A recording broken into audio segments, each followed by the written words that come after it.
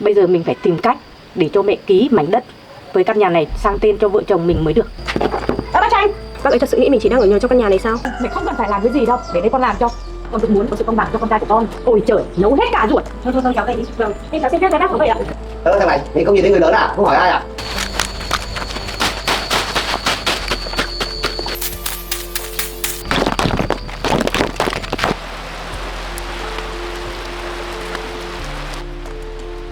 Mẹ chưa nói là để cho ai cả.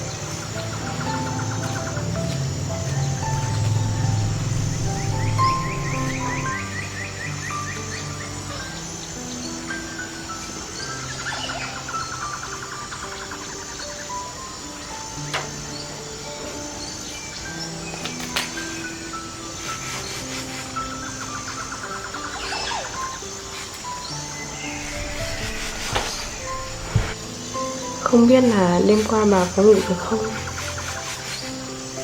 Ngủ có ngon không?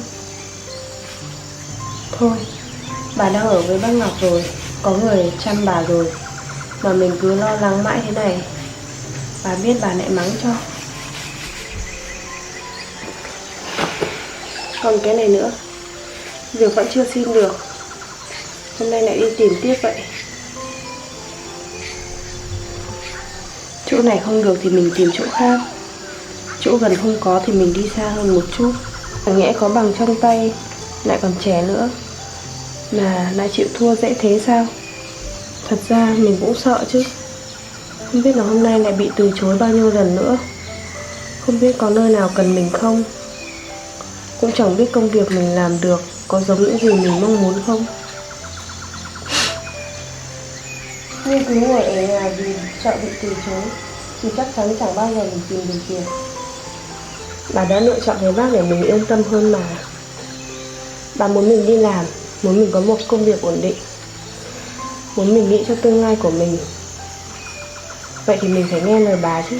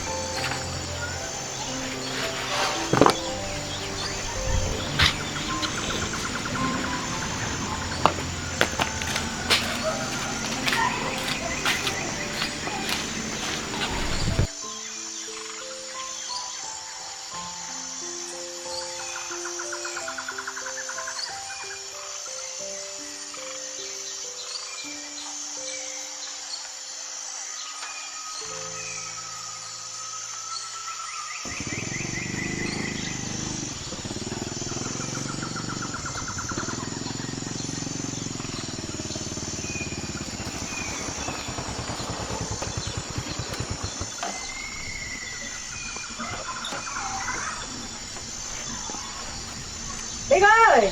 Bích! Bích có nhà không Bích ơi? Bích ơi! Bích ơi! Đi đâu rồi không biết?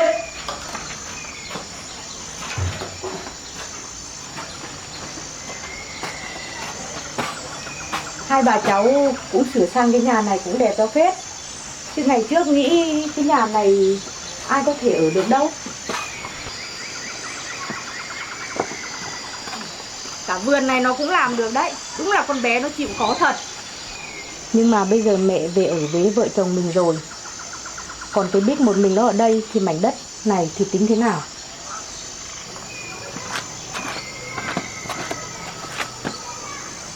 Không được, chuyện này mình phải nói với mẹ sớm thôi.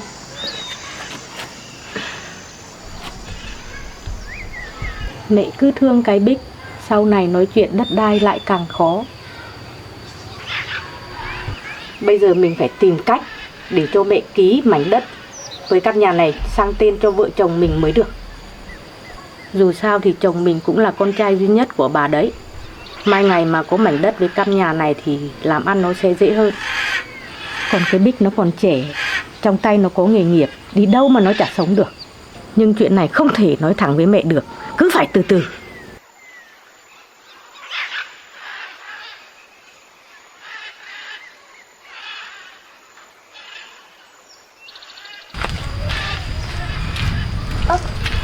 Không biết xe máy của ai đây?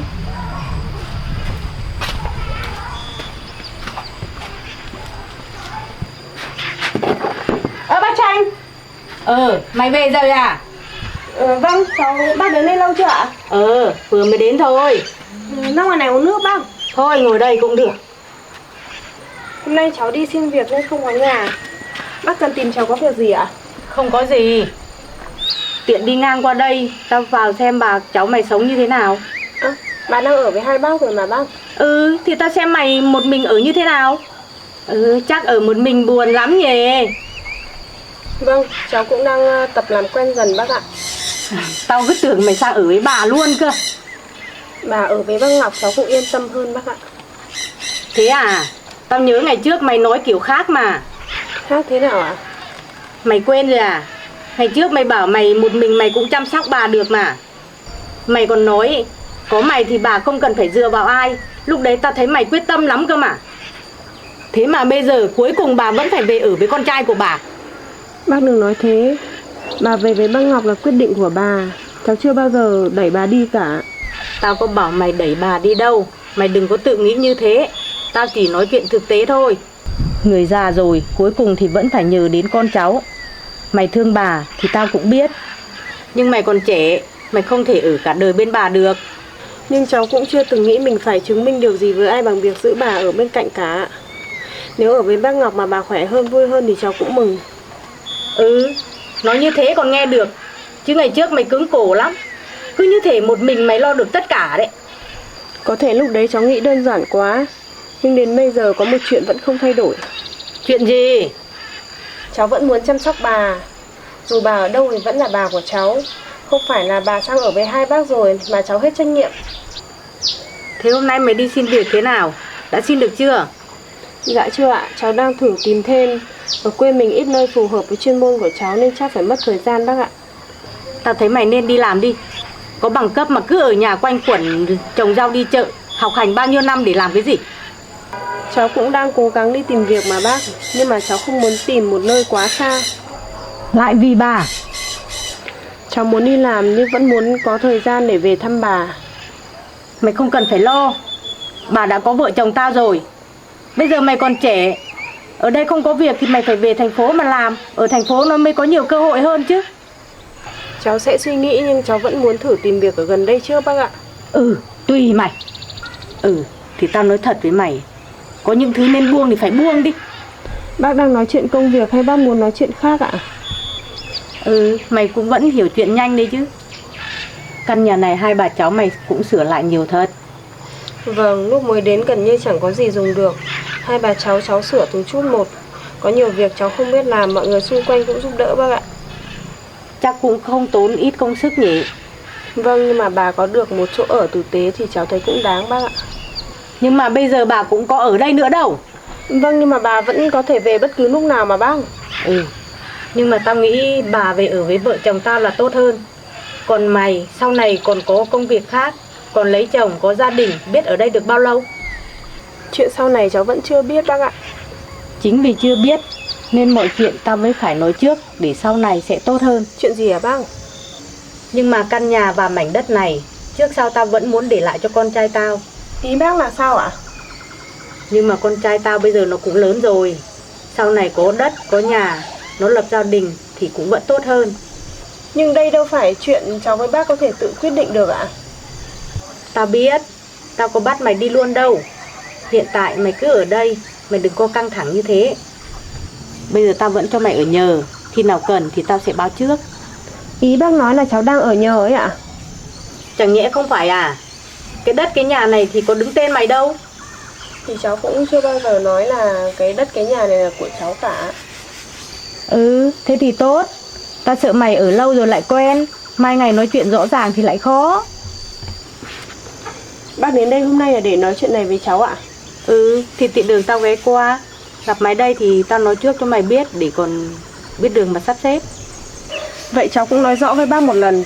Cháu không tranh giành căn nhà này với ai cả. Cháu cũng chưa từng nghĩ nó đương nhiên phải thuộc về cháu. Thế thì cần gì còn phải nói nữa. Nhưng mà cháu cũng không nghĩ là bác có thể quyết định căn nhà và mảnh đất này sẽ thuộc về ai. Ý mày là gì? Ý cháu rất đơn giản. Chuyện của bà thì hãy để bà quyết định ạ. Nếu một ngày chính bà nói với cháu rằng bà muốn để lại căn nhà và mảnh đất này cho hai bác, cháu đi thì cháu sẽ đi. Mày nói nghe dễ lắm, đến lúc đấy chưa chắc đã thế. Cháu có thể tiếc, cháu có thể buồn, bởi vì từng viên gạch, từng góc bếp đều có kỷ niệm của cháu và bà. Nhưng những thứ không thuộc về mình cháu sẽ không tranh giành với ai cả. Thì tao nói trước để cho mày chuẩn bị tinh thần cũng tốt chứ sao. Nếu đấy là bà nói thì cháu sẽ chuẩn bị. Còn nếu đó chỉ là điều bác muốn thì cháu nghĩ chúng ta nên đợi bà nói.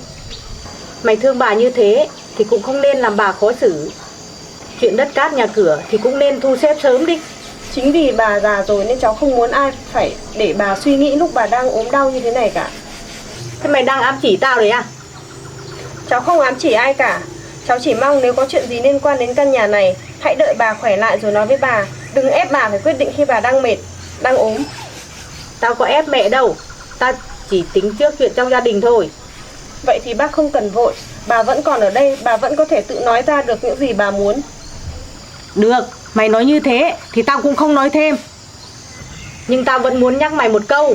Mày còn trẻ, có cơ hội thì đi ra ngoài mà làm, chứ đừng đặt hết hy vọng ở căn nhà này, mai ngày lại thất vọng. Cháu cảm ơn bác đã nhắc. Tương lai của cháu sẽ tự cố gắng. Còn chuyện của bà, cháu vẫn sẽ ở bên bà khi bà cần cháu. Hai chuyện đó không nhất thiết phải đổi lấy nhau đâu bác ạ. Thôi tao về đây. Chuyện hôm nay mày cứ suy nghĩ đi, không có sau này bác cháu lại mất lòng nhau về chuyện đất cát. Vâng, cháu cũng không muốn ạ. À, rảnh thì qua đấy thăm bà.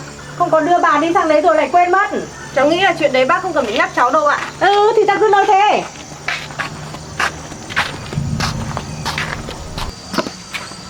Bác về ạ. Thôi, khỏi tiễn.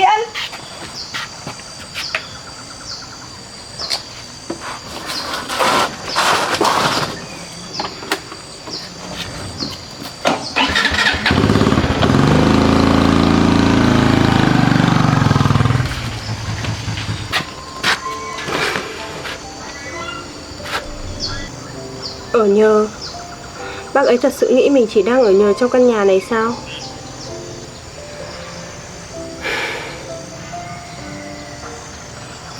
Nhưng mình có cần căn nhà này phải thuộc về mình đâu.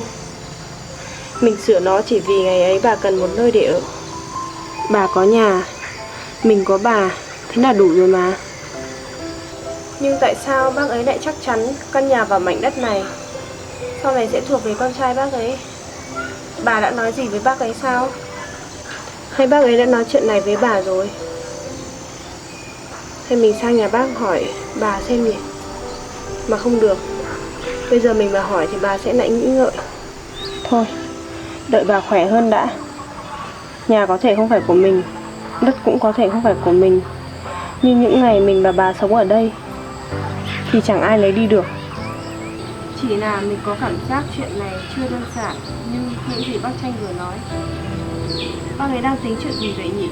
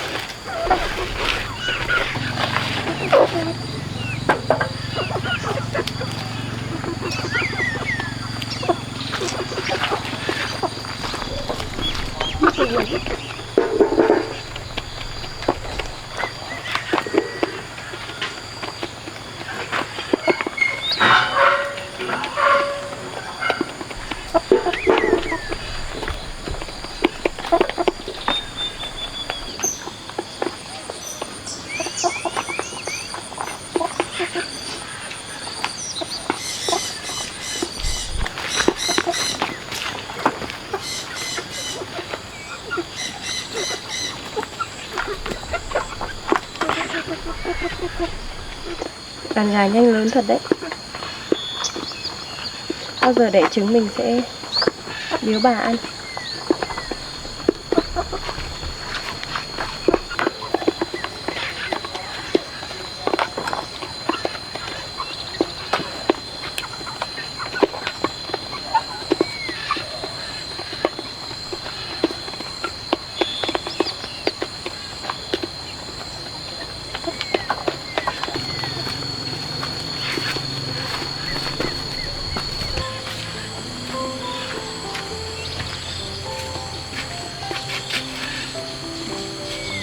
Hôm nay bác Tranh nói với mình như vậy là có ý gì nhỉ? Chẳng nhẽ bác cũng muốn đuổi mình ra khỏi đây sao? Mảnh đất và căn nhà này cũng đâu có đứng tên bác đâu. Mình chỉ muốn về đây để được ở cạnh và chăm sóc bà, chứ không phải về đây là vì mảnh đất và căn nhà này.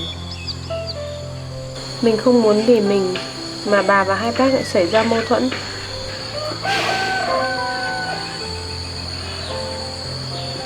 Mấy hôm mưa nhiều cỏ mọc nhanh quá. Thôi không nghĩ ngợi linh tinh nữa. Bây giờ mình sẽ đi phát cỏ cho nó sạch sẽ.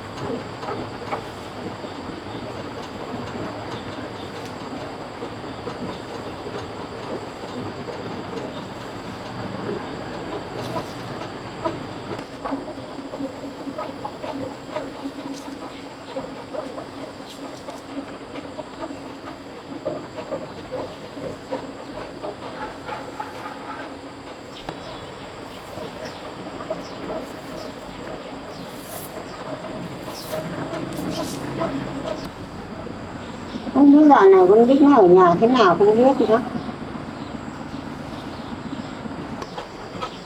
Không biết là con bé có xin được việc không?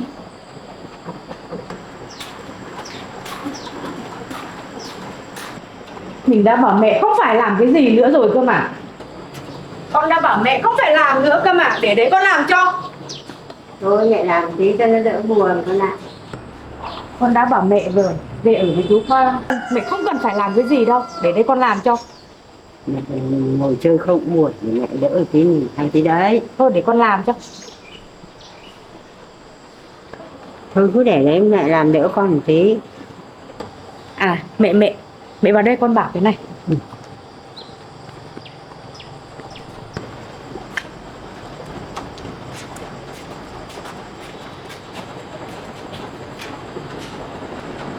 Thế có chuyện gì hả con? Con nói về chuyện thằng Phu nhà con đấy bà. Bây giờ nó cũng lớn rồi, nó cũng phải lấy vợ và xây dựng gia đình. Mà bây giờ đất đai thì không có. Sao lại không có? Ở nhà rộng ở đây, đất rộng ở đây, sao lại không có? Nhưng mà nó lấy vợ rồi thì nó muốn ở riêng thì sao? Hay là Tí con muốn nói cái gì cứ nói thẳng ra. mẹ xem, bây giờ mẹ đã về đây ở với vợ chồng con rồi, mà bây giờ thì sức khỏe của mẹ thì cũng không được như trước nữa. Bây giờ mẹ cứ ở đây để vợ chồng con chăm sóc sức khỏe cho mẹ. Mẹ không cần phải lo chuyện gì nữa cả. Mẹ biết các con có lòng thì mẹ ghi nhận.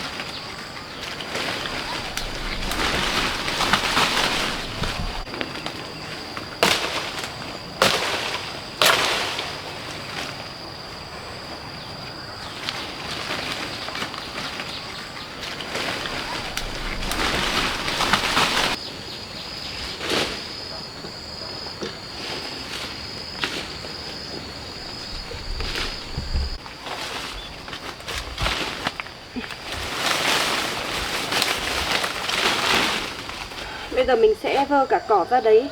Hôm nào nắng khô mình sẽ đốt, lấy do trồng rau.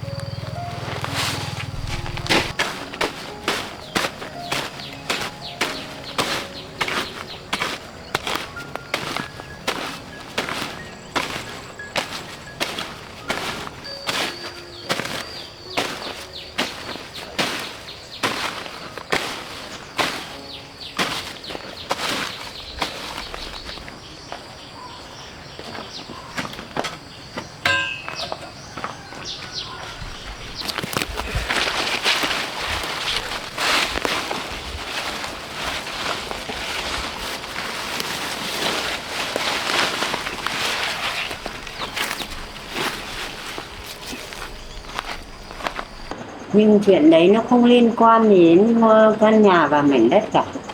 Chính vì thế con với muốn nói với mẹ, dù sao thì cái Bích nó cũng là cháu gái.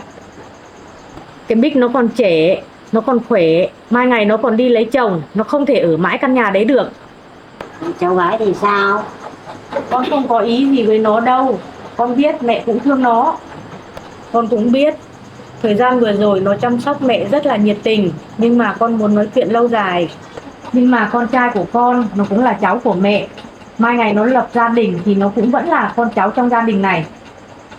Rồi sau này nó cũng phải có trách nhiệm chăm sóc và phụng dưỡng cho mẹ. Dưỡng à? Vâng. Bây giờ vợ chồng con còn trẻ, còn chăm sóc mẹ được. Mai ngày chúng con già rồi thì còn đến lượt các cháu. Con trai con bảo bà già rồi thì các cháu phải có trách nhiệm. Nó nói với con như thế thật à? Thì ý nó là thế. Chẳng qua bây giờ nó còn trẻ, nó không muốn nói ra thôi. Nhưng mà con hiểu con trai mình. Con chỉ nghĩ tài sản của gia đình mình nên để lại cho những người có thể giữ gìn nó. Nếu căn nhà đó mẹ để cho cái Bích thì sau này nó đi lấy chồng thì mảnh đất đấy sẽ như thế nào? Ai nói với con là bảo căn nhà đấy với mảnh đất đấy là để cho cái Bích? Không ai cả, nhưng mà con chỉ nói trước thôi. Bây giờ mẹ và cái Bích sửa sang căn nhà như thế, ai mà chả nghĩ sau này mẹ để lại cho cái Bích. Thế con sợ mẹ để cho Bích à? Mẹ lại hiểu sai ý con rồi. Con không tranh giành với cái Bích, nhưng mà sau này con của con cũng là con cháu trong gia đình. Con cũng muốn có sự công bằng cho con trai của con. Công bằng á? Vâng. Con trai của con sau này thì nó cũng phải có trách nhiệm để lo cho gia đình. Mảnh đất đấy thì để lại cho nó thì cũng hợp lý mẹ ạ. Tranh này, mẹ hỏi con một câu này nhá. Vâng, mẹ cứ nói đi. Lúc mẹ ốm, mẹ nằm viện, không tự lo được cho mình thì ai nên là người bên cạnh? Thì cái Bích. Lúc hai bà cháu không có chỗ ở, ai là người cải tạo căn nhà đấy? Thì cũng là cái Bích. Cái căn nhà ấy lúc ấy thế nào thì con cũng biết. Mái thì dột, vườn việc thì rậm tùm, trong nhà thì chả có cái gì. Hai bà cháu bắt đầu từ những thứ nhỏ nhất, bây giờ nó thành một căn nhà rồi thì con lại nói chuyện cháu trai và cháu gái. Mẹ, con có phủ nhận công sức của cái Bích đâu. Nhưng mà chuyện tài sản thì nó là chuyện khác. Đúng, hai chuyện nó khác nhau. Vậy thì không nên mang chuyện cháu trai và cháu gái ra để quyết định. Nhưng mẹ cũng phải nghĩ cho tương lai chứ. Cái Bích nó còn cả một cuộc đời ở phía trước. Sau này cái Bích nó đi lấy chồng, nó phải theo họ nhà chồng. Còn con trai thì nó vẫn là trong dòng họ của mình. Thế cái Bích nó không phải người trong nhà này à? Con đâu có nói nó thế đâu. Thế tại sao cứ phải nhắc với mẹ là nó là cháu gái? Con chỉ muốn mẹ nghĩ thực tế thôi. Mẹ đang nghĩ rất thực tế. Mẹ già nhưng mà mẹ chưa lẫn đâu. Con không muốn mẹ hiểu lầm. Vợ chồng con đón mẹ về đây, thật lòng chỉ muốn chăm sóc mẹ. Mẹ cũng biết ai đối xử với mẹ thế nào và ai thương mẹ thật lòng. Mẹ cứ ở đây, từ giờ cơm nước, thuốc thang đã có vợ chồng con lo. Sau này con trai của con nó cũng có trách nhiệm với mẹ. Nếu như mẹ để lại căn nhà đấy cho nó thì sau này nó càng có trách nhiệm với mẹ và giữ gìn tài sản gia đình. Thế bây giờ con chăm mẹ là vì mẹ hay là vì cái căn nhà đấy? Sao mẹ lại nói thế? Mẹ chỉ hỏi thôi. Nếu mẹ không có căn nhà đấy thì các con có chăm mẹ không? Tất nhiên là con vẫn chăm rồi. Thế đừng mang chuyện chăm sóc mẹ với lại cái căn nhà của mẹ thì nghe nó không vào tâm. Con chỉ sợ sau này mẹ quyết định theo tình cảm rồi lại thiệt cho cháu trai của mẹ. Thế cái Bích không phải là cháu của mẹ. Nhưng mà nó là cháu gái. Thế cháu gái thì nó dành tình thương cho bà ít hơn cháu trai à? Con không có ý đấy. Vậy thì đừng có nói với mẹ như thế nữa. Mẹ thương đứa nào không phải vì cháu trai hay cháu gái, mà mẹ nhìn thấy cái cách của nó sống. Vậy ý mẹ là mẹ định để cái căn nhà đấy lại cho cái Bích thật à? Mẹ chưa nói là để cho ai cả. Hôm nay mẹ cũng chưa quyết định cái việc đấy. Nhưng mà mẹ cũng phải tính sớm đi chứ. Khi nào cần tính mẹ sẽ tính. Hiện giờ căn nhà đấy Bích đang ở. Nó đã bỏ công sức sửa sang thì cứ để cho nó yên tâm nó ở. Đừng ai đến tìm nó để nói chuyện, để nó phải suy nghĩ. Thì con chỉ nói với mẹ thôi, chứ con có nói với nó đâu. Thế thì tốt, mẹ chỉ sợ là có người nói chuyện trước rồi. Mẹ già rồi nhưng mà có những chuyện mẹ vẫn nhìn thấy. Vợ chồng con muốn chăm mẹ thì mẹ cảm ơn, nhưng mà chăm mẹ để đổi lấy chữ phí thì mẹ không cần. Đấy, mẹ lại nghĩ oan cho con rồi. Mẹ cũng mong là mẹ nghĩ oan.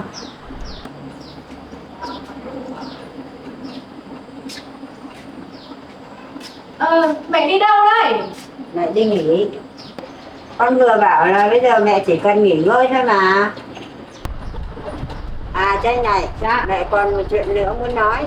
Từ sau này rồi đi, đừng có nói trước mặt mẹ là Bích là cháu gái nữa.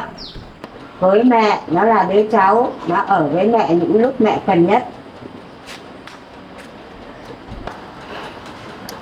Mẹ đúng là cứ nói đến cái Bích thì lại bênh. Mới nói có mấy câu mà đã nghĩ mình muốn lấy nhà của nó rồi. Nhưng mà chuyện này không thể để vậy mãi được. Mẹ bây giờ thì càng lớn tuổi rồi thì càng phải tính chuyện đất đai sớm. Chứ cái Bích nó là cháu gái, sau này nó còn phải đi lấy chồng, có cuộc sống riêng. Chẳng lẽ mảnh đất của gia đình cũng đi theo nó luôn hay sao? Còn con mình, nó là cháu trai, sau này nó còn gây dựng gia đình, còn con cái. Nếu có mảnh đất ấy thì ít nhất nó cũng có cái mà gây dựng. Nhưng mà chỉ cần mệnh chịu ký sang tên thì mọi chuyện như sau. Nhưng mà chuyện này khó thật. Còn chiếc bếp này chắc sẽ không dùng đến nữa. Bây giờ mình sẽ đập bỏ nó đi.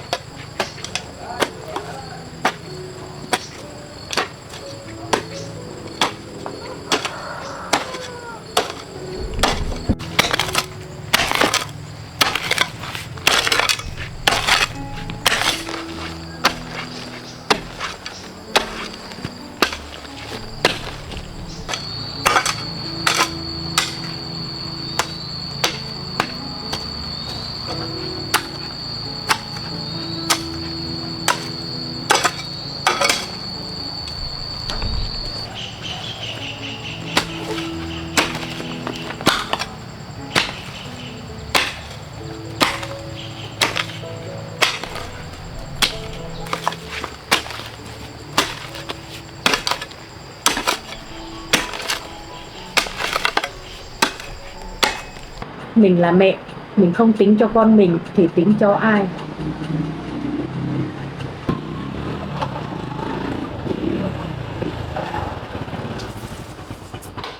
Ê mẹ. Mày đi đâu mà bây giờ mới về?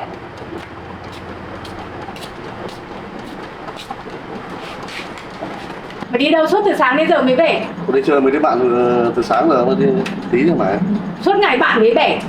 Không có việc thì không biết tìm việc mà làm à? Lớn bằng này rồi, suốt ngày đi chơi. Con vừa về nhà mẹ nói nhiều lèm bèm quá. À mẹ à, Sao? Lại chuyện gì nữa? cho con xin tiền. Lại tiền, suốt ngày tiền. Nhà thì đầy việc, không chịu làm, suốt ngày đi. Nhà có việc gì đâu nào mẹ. Tiền hôm trước mẹ cho đâu? Tiêu hết rồi. Làm gì mà đã tiêu hết thế? Đi ăn uống bạn. Mới cho mấy hôm mà đã hết rồi. Mẹ cho con tiền đi chơi bạn ấy một tí đáng bao nhiêu đâu. Lúc nào cũng có bao nhiêu đâu. Mỗi lần mà ít thì cộng lại hết bao nhiêu tiền. Thôi nào mẹ cho con xin nốt lần này nữa thôi mà. Thôi câu này tao nghe quen quá rồi. Đi mà mẹ cho con nốt lần này đi mà mẹ. Không có đâu. Suốt ngày tiền tiền đong đong. Mẹ với con. Bố mày lại chửi cho. Mẹ ơi mẹ cho con nốt lần này đi. Không có tiền thì ngại lắm mẹ ạ. Thế thì thôi, đừng đi nữa. Ở nhà. Ai cũng đi mà con không đi thì ngại lắm mẹ ạ. Mẹ cho con đi, con hứa nốt lần này thôi mẹ ơi. Thôi câu này tao nghe quen quá rồi. Đây là thật mà mẹ. Lần nào mà mẹ chả bảo thật. Con này, con cũng đã lớn rồi. Không còn bé nữa. Sau này con còn phải lấy vợ. Phải lo cho gia đình. Trời. Không thể suốt ngày đi chơi, lêu lỏng hết tiền rồi lại về xin mẹ được. Thế, mẹ cho con lên tiền đi. Đây, chỉ có ít thôi. Thôi 1 đồng nhá. Con hút đi vậy. Ủa, con với cái cất ký đi. Bố mẹ phải biết thì. Con xin nha, con biết rồi. Đi rồi về sớm nhá. Vâng.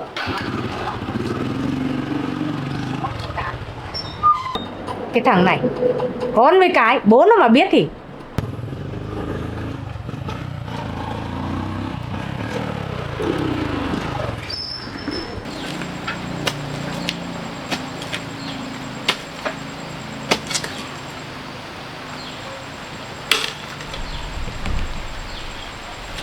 Chắc thế này được rồi đấy. Bây giờ mình sẽ đi chuẩn bị vật liệu để làm giàn.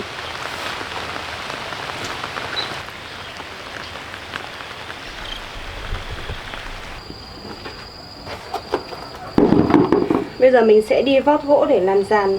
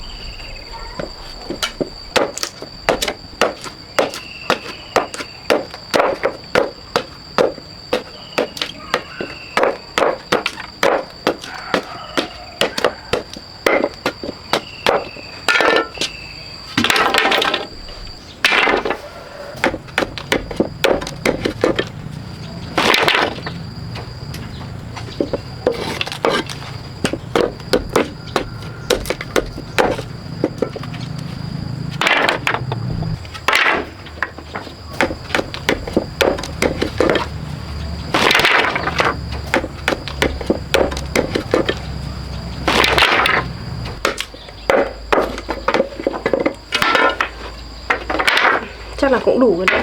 Bây giờ mình sẽ đi cắt dây thép để buộc.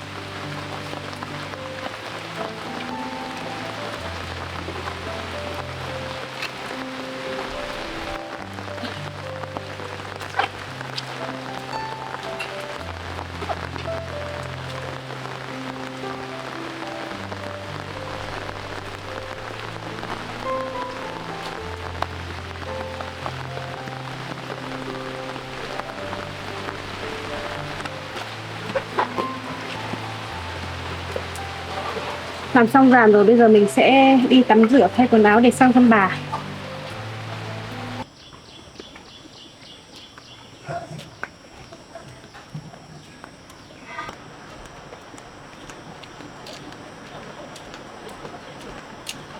Tôi đi làm về rồi đây.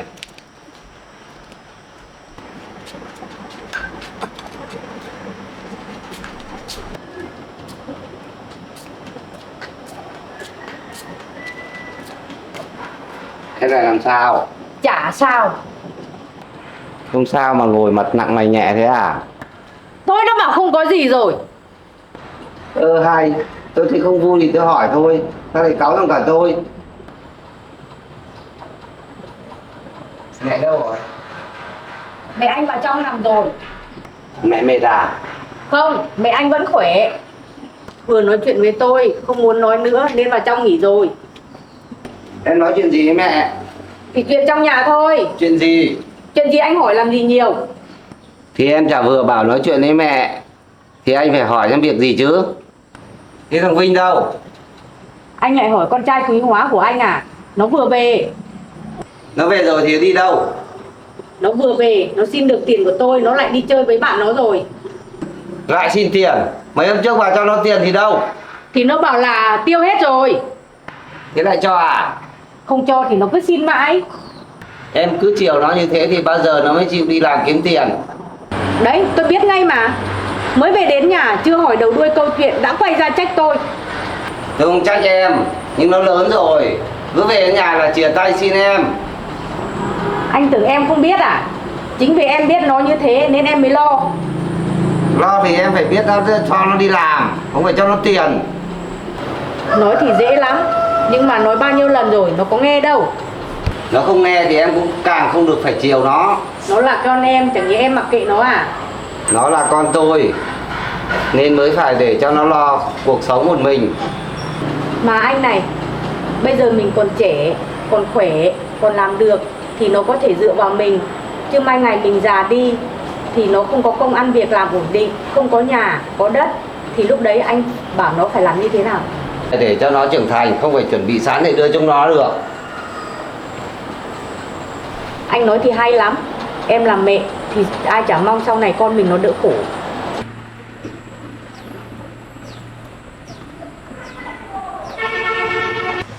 Bà ơi, có sao thăm bà đây?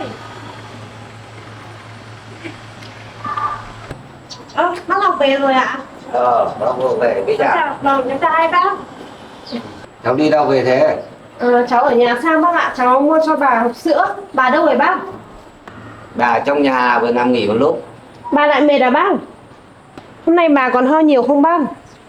Bà chỉ ho một chút, nhưng mà không sao, chỉ mệt nên vào nằm thôi. Vâng. Thế bà có ăn được không bác? Có, bà vẫn ăn được. Bà, Cháu Sang lúc nào? cháu vừa sang thôi bà ạ. Bà ngủ à? Bà nằm ngủ. Cháu sang mua cho bà hộp sữa. Không phải. Vâng. Bà ngủ à? Không, bà chỉ nằm thôi. Bà nghe thấy giọng cháu thì bà đi ra. Bà có mệt không? Bà cũng đỡ mệt rồi. Hôm nay cháu đi làm cái gì? Cháu ở nhà Sang bà. Bà hãng cần sữa, cháu mua làm cái gì? Cháu mua để bà uống dần. Rồi. Bà có mệt không? Làm như nhà mình không có sữa uống ấy. Bà mệt thì bà uống sữa nhé. Kiếm được mấy đồng thì để giữ lấy bản thân. Ở đây thì có thiếu gì thì các bác mua. Cháu biết mà bà. Biết sao còn mua. Cháu biết bà không thiếu gì nhưng mà tại cháu nhớ bà thôi. Đây như kia. Cái con bé này, bà có đi đâu xa đâu, có mấy bước chân phải đến lúc nào mà chả được. Vâng, nhưng mà trước đây mỗi lần đi làm về cháu thấy bà ngồi ở cửa chờ cháu. Bây giờ đi làm về không thấy ai, cháu vẫn chưa quen. Cũng sẽ quen thôi. Bà về đây có các bác chăm, cháu cứ lo cuộc sống của cháu đi. Cháu vẫn lo mà, hôm nay cháu còn đi bán hàng ấy bà. Có hết không? Bán hết sạch bà. Bích này, Dạ. bác nói thật, bà ở đây đã có 2 vợ chồng bác rồi. Cháu không cần phải mua sữa sang đây đâu. Làm được tiền thì cháu hãy giữ lại để lo cho bản thân mình. Vâng, cháu biết bác nói cũng vì lo cho cháu. Cháu còn phải đi tìm công việc ổn định nữa, chứ không phải đi bán hàng thế mãi được. Vâng, cháu vẫn đang tìm bác ạ. Chắc là chưa đến lúc thôi ạ. Có nơi nào phù hợp thì cháu sẽ thử tiếp ạ. Cứ từ từ, việc không phải lúc nào cũng xin ngay được. Vâng, cháu cũng nghĩ thế bác ạ. Trong lúc chưa tìm được việc đúng chuyên môn thì có việc gì thì cháu vẫn làm, để cháu lo cho cuộc sống của mình. Nhưng cháu đừng làm việc quá sức không nhé. Vâng.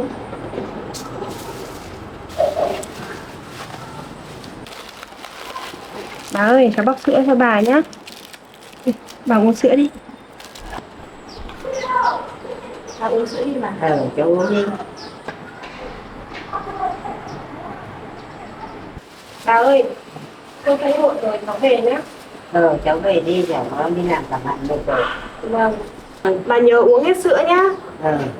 Thuốc bà cũng phải uống đúng giờ đấy. Tối mà lạnh thì bà mặc thêm áo vào nhá. Bà nhớ nhá. Bà biết rồi. Ôi trời, nấu hết cả ruột. Thôi cháu về đi. Vâng. Thì cháu xin phép với bác cháu về ạ. Ok nhá. Vâng.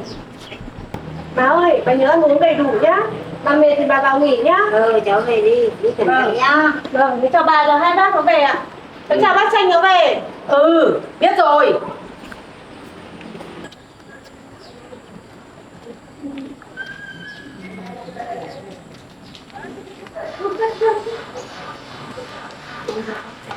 Con Bích này nó đi làm mà nó cứ tâm trí ở đây thì nó còn làm ăn cái gì? Anh không cần phải lo cho nó. Còn thằng Vinh kia kìa.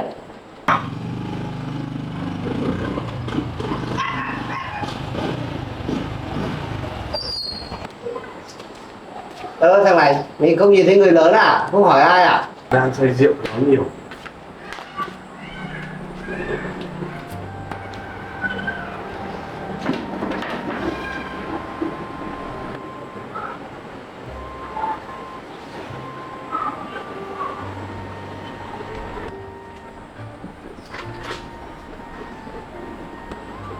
Đấy, em xem con trai em đấy. Thế ý anh muốn nói là con hư tại mẹ chứ gì? Cứ nói chuyện với anh thì em bực cả mình.